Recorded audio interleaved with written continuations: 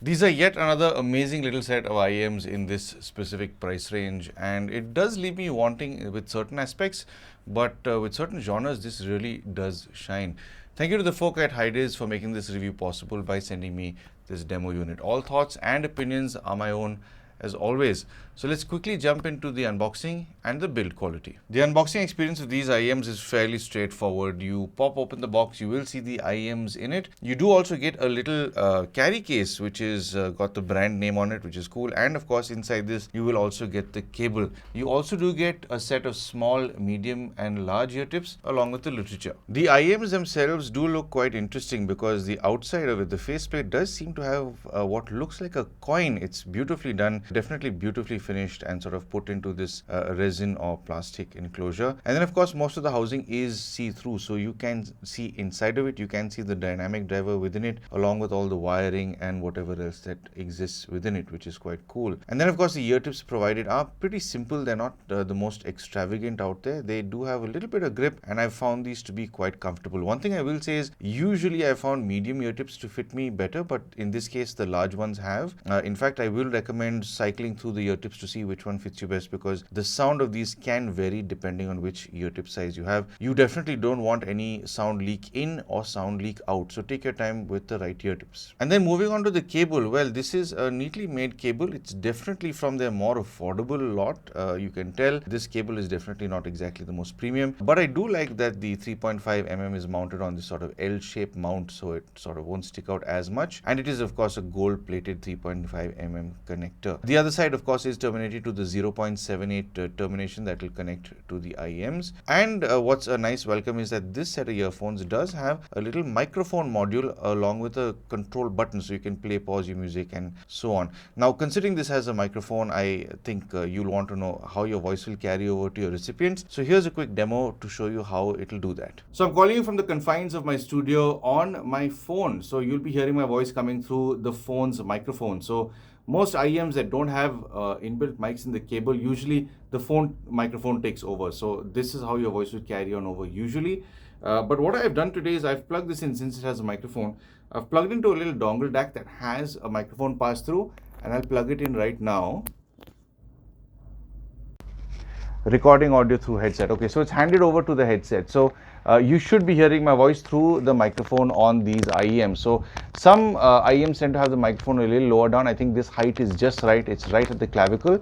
I mean, you'd be the best judge to see how my vocal tonality sounds here and when I hold this microphone a little further up. So you can see there's a little more distortion, of the tonal quality is shifted, or again, if it's back down, if both sound similar. Some IEMs tend to do that have much better mics.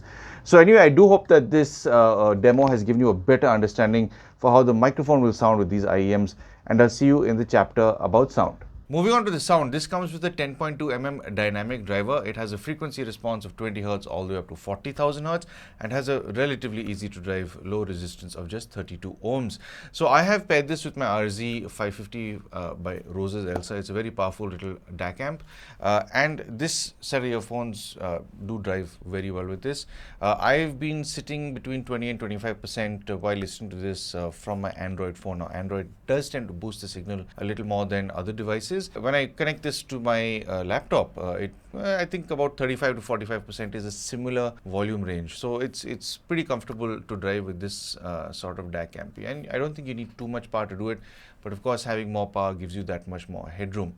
And then of course moving on to its soundstage and imaging. Soundstage wise, it's all right. It exists within a bubble in your head. I think it's more, it exists more on a horizontal plane than it does on a vertical. You do get the illusion sometimes of some tones coming from further out of the IEMs, but this does occur rather rarely. Imaging wise, this is pretty fine-tuned. It's pretty sharp. It's very well defined across all aspects. In fact, I'd say this can be a very analytical or a technical sort of IEM. I think a lot of people who appreciate the finer details in the music, you know, the stick hitting the cymbal, or even, you know, a slide on a guitar, or fingers sliding over a guitar string.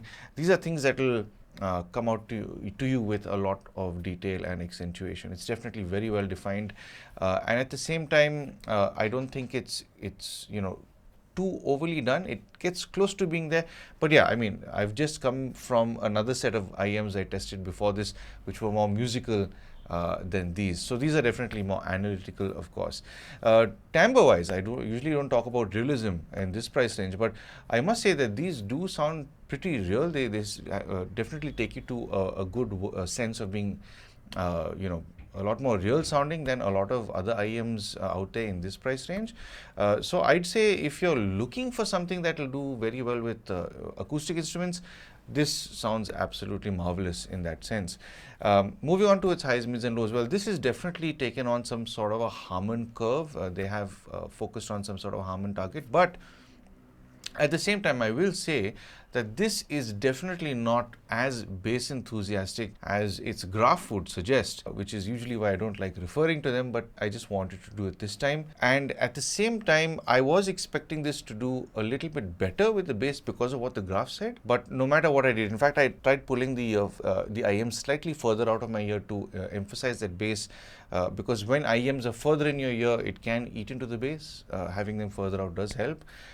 This did get that slight little bit more of a kick when you pull it out until, of course, the seal breaks. So I will say, if you're somebody who's looking for a lot of depth, this does not have that. In the sense, it doesn't have the volume, it doesn't have the size, it certainly doesn't have the bloat. It has the response. Yes, it'll hit those lower registers without a problem, but it's much tighter, it's better defined, it does not have the body, it does not have the volume that I think a bass enthusiast will like. So this is not for the bass enthusiast.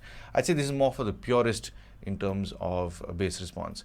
And then the mid frequencies, I'd say, are pretty well defined, well separated.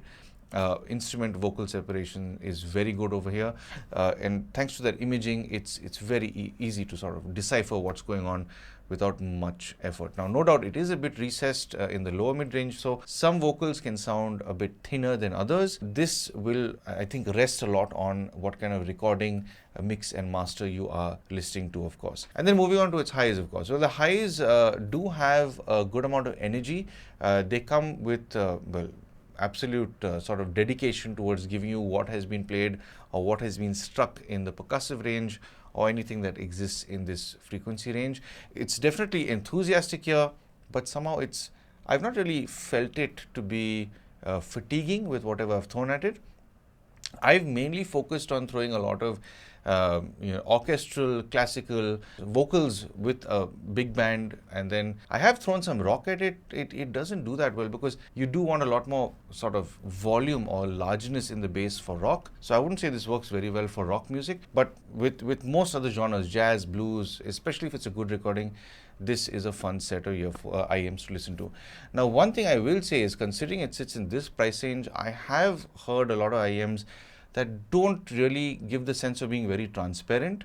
This is surprisingly a very transparent set of earphones. So there are some tracks that I've been listening to, let's say from Daft Punk, that sound perfectly fine on a lot of IEMs. But this kind of lets you know what is not mastered very well, because you can hear the distortion in that normally you wouldn't hear in other IEMs in this price range. So I think that's pretty impressive from this set of IEMs. So it definitely wants better audio. It definitely wants, I'd say it prefers FLAC audio rather than anything that you're streaming.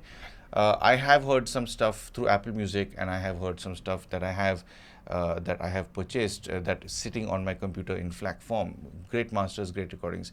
It definitely performs much better with that. So honestly, at this price range, the fact that it does so well with FLAC audio, I think, is pretty impressive.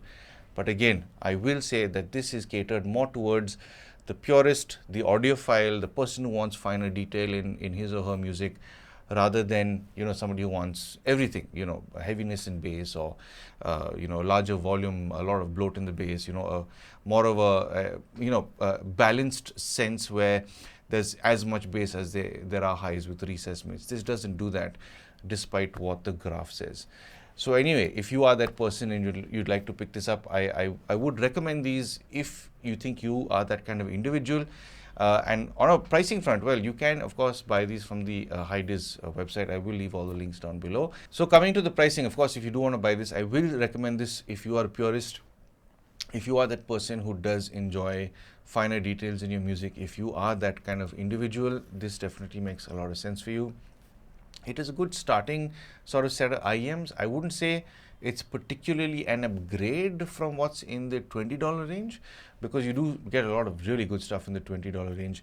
This is that intermediate step, I'd say, between the $20 to $50, literally, because it sits in that price range. So coming to the pricing, well, you can pick this up, of course, from the Hidizs website. I will leave all the links down below.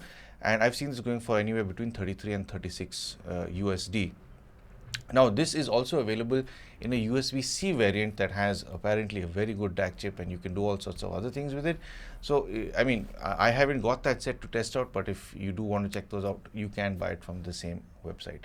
So anyway, that's my review on the Hidizs ST2 Pro Nebula, and I do hope that this video has given you a better understanding for these IEMs, and I do hope that I've helped you make some sort of purchase decision. If you would like to help support the channel, I'm sure you know exactly how to, but of course, thank you for tuning in for some sound advice.